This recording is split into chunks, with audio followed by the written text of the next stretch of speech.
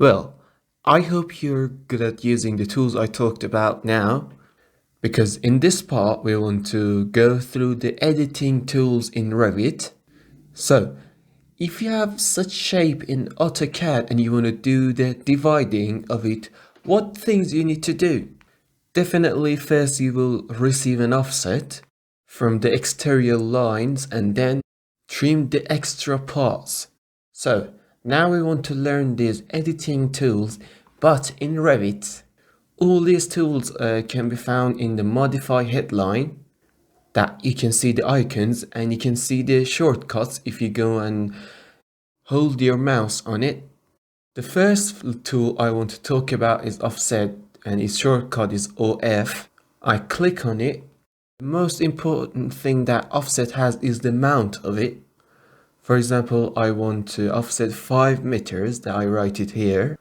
So you will go on a wall you want to offset, and as you can see, you can change the direction of your offset by moving your mouse. So one offset here and one here. And there is something great in Revit, and if you offset the next one, it will continue the previous one. You can't help it. If you don't want it to be continued, then you need to edit it again. It does something else that is great too. For example, you want to offset this one, but you want this one to be inside. But it doesn't let you do it. As you can see, whatever you mouse, it doesn't show the inside. It says because you drew the last one outside and now you're making a mistake. It gives you a warning. It doesn't give you the permission because it thinks that you're making a mistake and it's right. So what do I do if I want to offset from inside? I tell you to listen to it, and then after you did it, then offset from the inside. And then you can delete that wall from outside. This is a good trick that many times can help you. You need to learn it. And it has one more trick too. So one of them was that when you do one of the offset outside, the next one can't be inside. So you must delete the first one. The other trick is that when you offset this one, for example, 5 meters, it offsets the other one, half of it. And it does it because it wants the new space you create not to get involved with the walls. And also it does this thing only once, so if you delete it, it won't do it anymore. You see, just like that. So when you delete it once, it's like you tell it not to get involved. I know what I'm doing. And then you can go on with your work. So remember these two tricks about offset. The next thing in Revit that is so important is that you can inactivate the copy in here. So if you inactivate the copy and then you, for example, enter the offset 1 meter, as you see, and the wall will be moved to the place that we have determined. And it can be so useful because it kind of updates the walls around it. And you might think that it's not an interesting point because I could do it with scale or extend in the AutoCAD. But tell me this, if I want to, for example, offset this wall from inside in Revit, as you can see, in AutoCAD, are the other walls edited too? No, definitely not. Or for example, if I make this corner a fillet, and let me do it, and the model of the wall is different, let me fix it. Yeah. Check this out. For example, if I click on offset for 1 meters, this is how it works, as you can see. It can be also useful, for example, when you have designed your plan, but suddenly you find out that you need to extend it 1 meters from every side. So you will inactivate the copy, the 1 meter offset, and you will hold your mouse on it. But what do I do to offset it all together? Do you remember what we had in select, that it would select all together? Exactly. Tab. So if I want to offset all these walls together, I will hold my mouse on a wall and then click on tab. I told you first it highlights and then a click will make it. You see how wonderful it is? Alright, let me tell you an example. Imagine this is your project and now we want to make a portico around it. We activate the copy and the size will be 210. You hold your mouse on a wall, you tap and then you click. You see, it can be useful many times. Let me tell you a point. When you click on offset and then you enter a number, for example 2.5 meters, you see the mouse flasher is here now. So if you want to offset one wall, then it will be okay, but if you want to tap and then click on it, it won't work because the mouse flasher is on the offsets number. So remember this in all commands in the Revit. If the flasher is still in the offsets number, the tab will not work. You need to click once and then it will be free. Then you can use the tab to do whatever you want to do. Alright, so when you enter the number here, if you see it's flashing, you need to click on the page once so that it exits from there. And it happens to you in other commands too. Click once and then you can continue just like that. Alright, next tool is called split. Let me draw a wall here and make it a bit thicker. This is not a part of your lesson, but while I'm doing it, you can do it too. But I will teach them to you later about this menu and everything. So, a split. This is the icon. The shortcut is called L. You click and then you come to the wall. And anywhere of the wall you click, it cuts it for you and make the wall into pieces. Just like you can see. And I will talk about the usage of these pieces. Now, how can we give it a size? For example, you want to cut your wall from 2 meters. Well, you can't enter a number at first, but well, draw your cut and then after you did it, you can enter a number and change it. For example, you want to split your wall from 3 meters that way. So you can't enter the number at first, but drag it as much as you want. And after you did it, you can change the number. It's written on it. And you go on like this. A split has an option, and that's called delete inner segment. And it actually deletes the space between the first click and the second click. So if we click on the delete inner segment in Revit, it deletes the space from the first click till the second click, just like you see. And it can be so much useful many times. And this is the split command in Revit. Let me tell you one thing as a warning, that's it, just a warning. Next to the split we have another option which is called split with gap. But what does it do? It creates a gap between the first split and the split after it. But don't use this button at all because it causes that your walls disconnect from each other and it ruins a lot of things. Let me explain it to you later on the right time. Now it's not the time. I just told you this only because you don't pick the wrong split. So the next command is trim. The trim in Revit is so much different from the trim in AutoCAD, or we can say that it's not related to that trim at all. This is the icon and the shortcut is TR. The name of it is Trim Extend to Corner, but this one that I will explain later is Trim Extend Single Element. We call this tool Trim and this one Extend. So don't say why these two have the same name. and you call this trim and you call that one extend, because it does exactly what trim does. And the shortcut is clear, is TR, trim. But what does it do? Look at the shape of the icon. It creates the corners. It kind of makes you a very perfect corner.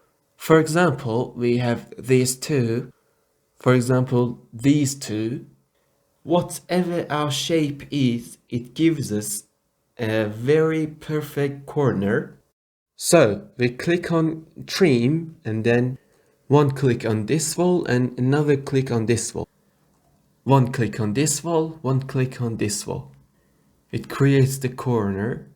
So no matter the walls are separated from each other or they have crossed each other, it gives us a perfect corner. Pay attention to one thing here. When you want to trim these two together, don't click on the point that they cross. Click on one of the walls. There's no need for you to get close to that point because you might click on something else. Another point is that in Revit, while we want to do the trimming, we click on the part that we want it to remain. In trim, we click on the part of the wall that we want it to remain. But what does it mean? It means if you click on this part or that one, these two will remain. Undo. If you click on this one and this one, these will remain. So always click on the parts you want them to remain. The next command is called extend, and we have two kinds of extend that we will go through both of them. Imagine we have a wall here and some other walls here, and we want to get them to it, and also have a wall that cross it. So how does extend command work? So you click on the extend and the first thing you need to do is to locate a boundary for it. So this is the boundary and the walls around it are the objects we want to connect to this wall. But if I say this is the boundary and then I click on this, what happens?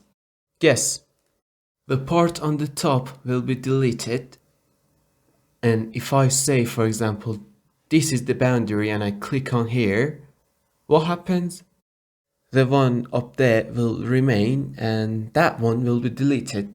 So let me give you a conclusion.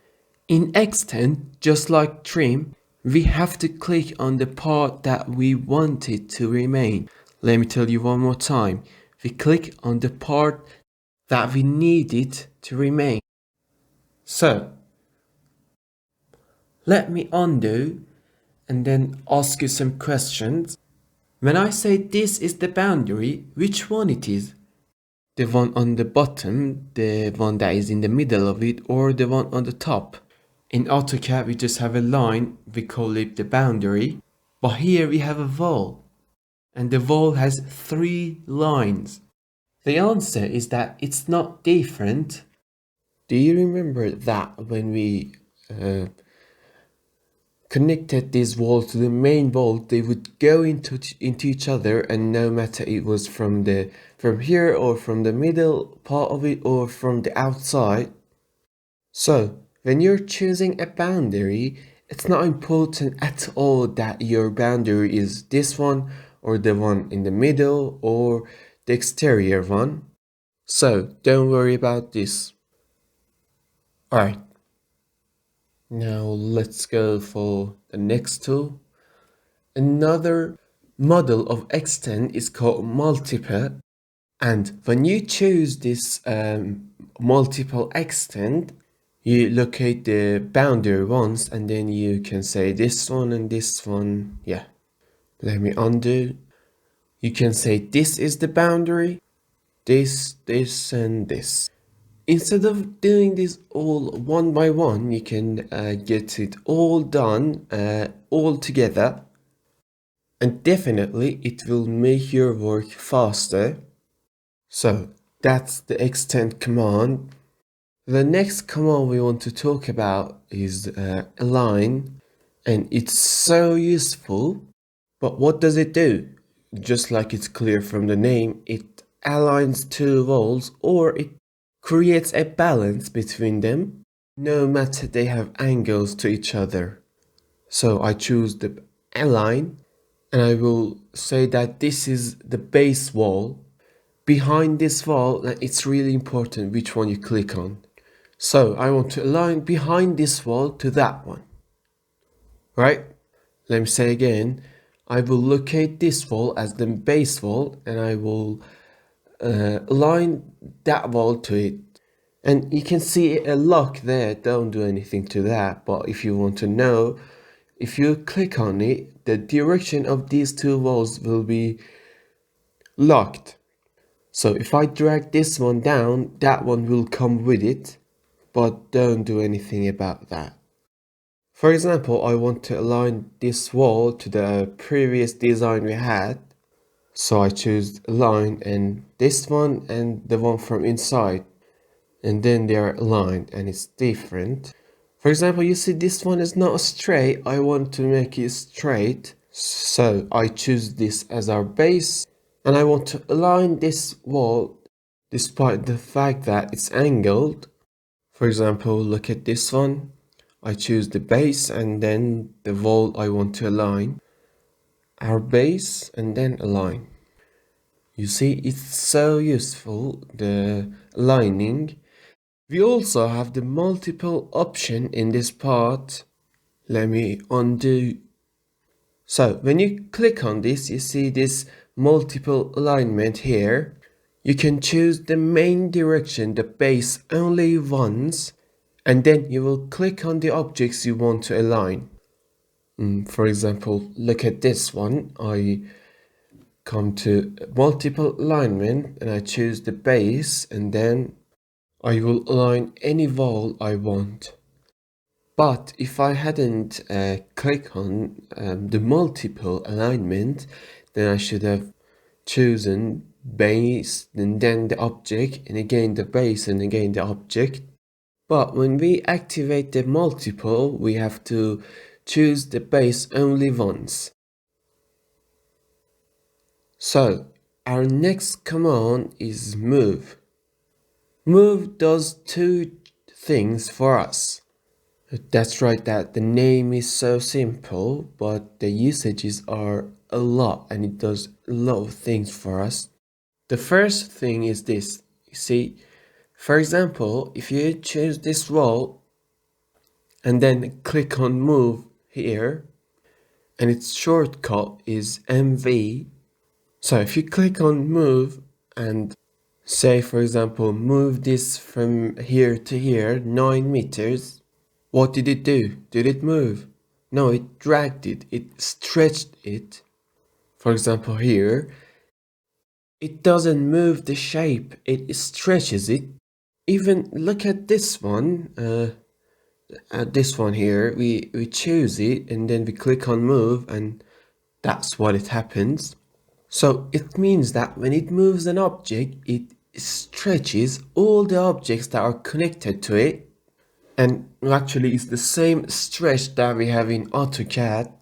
Now, the question is that if we don't want it to do this, what should we do? For example, I want to really move this and I don't want other walls to come with it. You select it, you click on move and then you activate this join here. And when you click on this join, this won't happen again. And this join actually does the detaching here. And when I click on this join, as you can see, it doesn't get the rest of the walls with it. But if I don't click on this join, it gets all the walls with it, as you can see. Alright, I want to tell you something and I want you to keep it in your mind all the time. If you move an object and we see that another object is being moved with it, remember that you forgot to activate the disjoint because you wanted to move only that object. This thing happens many times without you understand. For example, you move the console in the upstairs and it moves the wall from downstairs too. And you get angry and you will say that what is the relation between these two? Why did that one move? And as long as you don't activate this join, it might move anything with it. So please remember that anytime you see that something moves without you want, remember that it's because of the disjoin and you need to activate it. The last thing I need to tell you about move is that when you click on move and activate the disjoin, you also see another option called constrain. When you don't activate constrain, that means that you can move your object anywhere you want. But when you activate the constraint, you have to move it horizontal or vertical to no directions but these two. Let me tell you something. Anytime I ask you a question, you need to answer it. And it doesn't matter that I hear you, you need to hear yourselves. And you need to do it from now until the end of the lessons we have. All that matters is that your mind starts to search for the answer. And if it's true, then you will be happy. And if it's not, you will learn the right answer. So, what does this constraint look like in the AutoCAD? That's right, like ortho in the AutoCAD. So, anytime you say you want to move it somewhere and it's locked, remember that it's because of the constraint option. You inactivate it and then you can do anything you want. The next tool is copy. Copy has nothing special to talk about. And when you click on copy, you can make a copy of your wall with the length you want. But I should also tell you that the copy has a multiple too. So if you click on it, you can have multiple copies. Let me ask you a question here. I undo and click on copy again. So I copy a wall here in 10 meters, and if I want the next wall to be in 10 meters too, what should I do? Should it be from the first or the last wall? How do we do it in AutoCAD? In AutoCAD, it's based on the first object, but here it's based on the last object. So if you want each wall to be in 10 meters, you should enter the number 10 each time you copy a wall. And I should also tell you that in copy we have constraint too. That actually does the same thing we did in move, and there's actually nothing more about it. There are also other commands that we have in AutoCAD and also in Revit, and one of them is rotate. For example, you have an object and you want it to be rotated, and it's like AutoCAD, there's just one difference, and that's locating the center of the turning. So I choose my object and then I click on rotate. The first thing I need to do is to choose the center based on what I need to rotate it. For example, I want to turn the whole project based on this corner. To do this, you can click on this point and drag it to the point you want. You can also zoom in to see which point of the wall you located, the middle of it or those two parts. So you can click on it and drag it to anywhere you want. Another way is to click on place. If you click on place, then you can locate your center anywhere you want. So one way is to click on the point and drag it to anywhere we want, or click on place and choose the center of the rotation. So this is the first level, and that's to choose the center of the rotation. The second level is to choose a point to start our rotation. For example, I say that the rotation should start from here, and then enter a number, for example 30 degrees. I write it down and enter. It rotates. Let me do it one more time. Rotate the center of the rotation, the start point of the rotation, and then the angle. for example 40 degrees. There's a point you need to pay attention, and that's if you say that, for example, the point I start my rotation is here.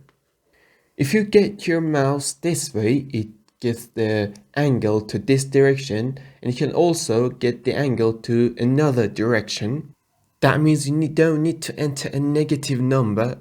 You can get your mouse to anywhere you want and then enter the number. For example, in the Rhino software, it doesn't work like this. If you entered a positive number or a negative number, they all have their own direction. It's not related to the movement of your mouse, but here it is. Now, let's see the options of rotate. For example, copy, you choose this and then you activate the copy, then place, and then you enter a number, for example 160 degrees. It gives you a copy of it. It also has another option. For example, if I rotate this wall, did you see what happened? It adjusted itself with the other walls, exactly like move, that when it moved to other direction, the other walls came to the same direction. It does the same thing, but if you don't want this to happen, we need to activate this join in here too. You see, this happens. So when it rotates, it doesn't affect the rest of the walls. The next tool is called mirror. In Revit, we have two types of mirroring. One kind is that you choose the axis of the mirroring yourself, which is this one. Another type is that the axis is already there, which is called pick axis, and I will teach both of them to you. For example, imagine that I want to mirror this room based on the wall in the middle. So I select it, but there is no axis here, so I need to draw it myself. I choose the draw axis, and then I draw the axis myself, and it does the same thing. And I also delete the extra part. So this is one kind. For example, I say that I want a mirror of this shape. From the axis I draw myself.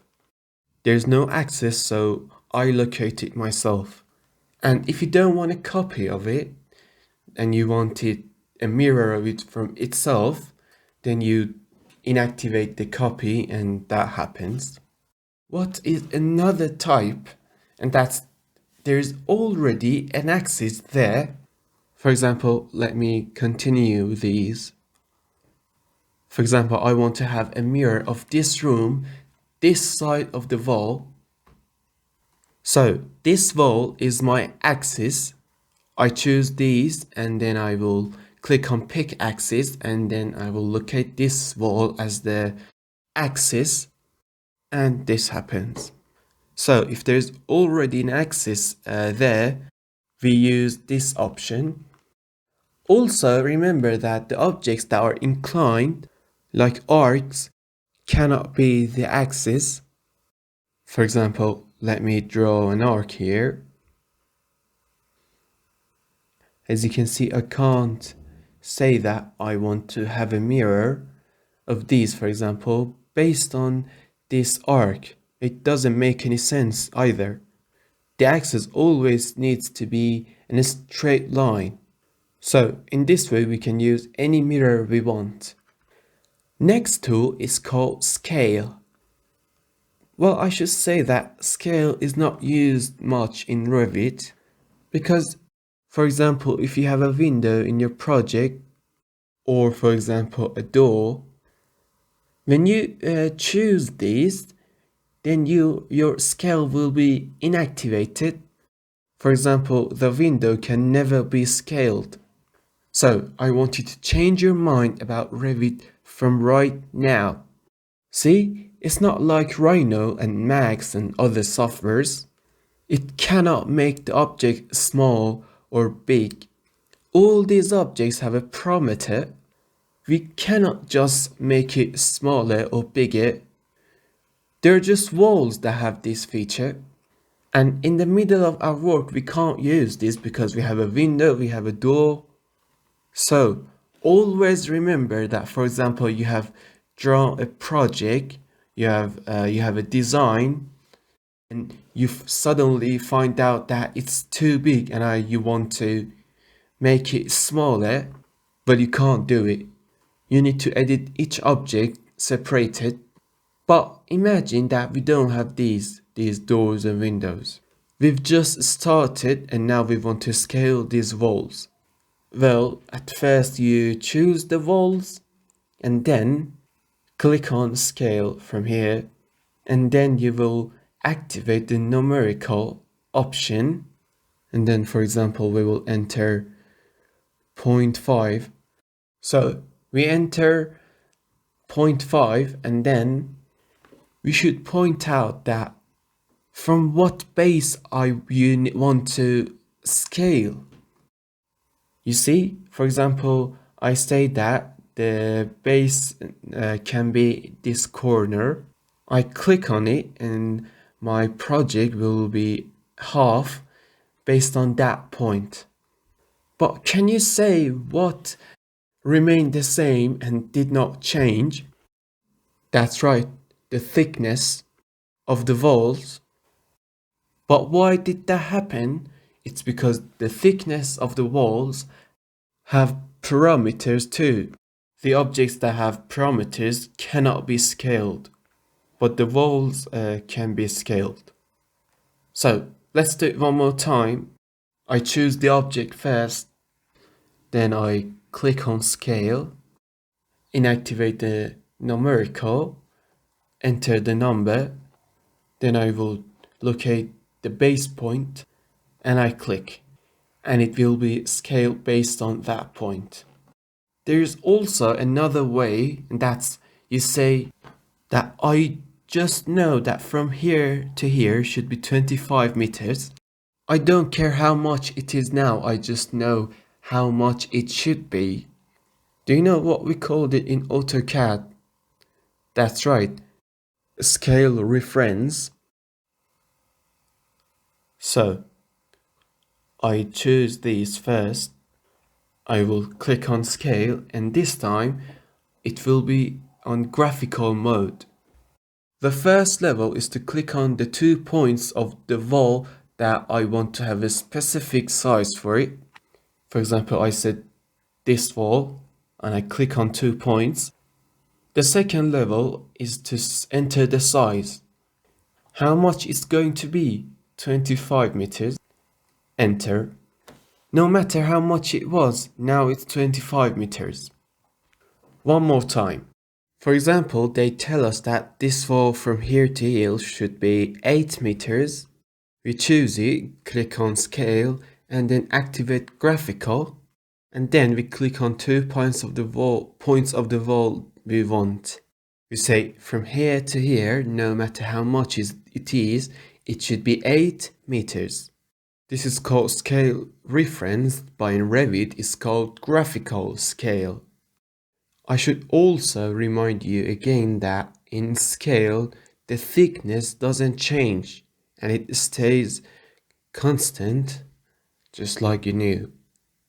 We didn't talk about the height too, but know that the height stays the same and doesn't change. Alright, let me tell you one more point so that you can practice after that. The objects that need to be selected, for example, move, copy, rotate, scale, they need a select. But for example, offset doesn't need to be selected. As you can see, we just click on it and then do our work. Just like you see, we don't select. The tools that need a select, like move, one way is to select the object first and then click on move, and another way is that first click on move and then select the part, and I've seen a lot of people do it, Well, it's okay, but you need to click on enter after that too so that it works, because it must know that your select is over. So let me tell you again, in the commands that need a select, first select, and then for example you click on copy and then you can get it done. But if you click on the tool first, as you can see, and then select that part, you need to click on enter first too, because you need to announce to Revit that my selecting is over. So one enter, and then you can continue working with the tool you want. Please, I beg you to practice this part really well, because next episode is going to be so important. I want you to be ready.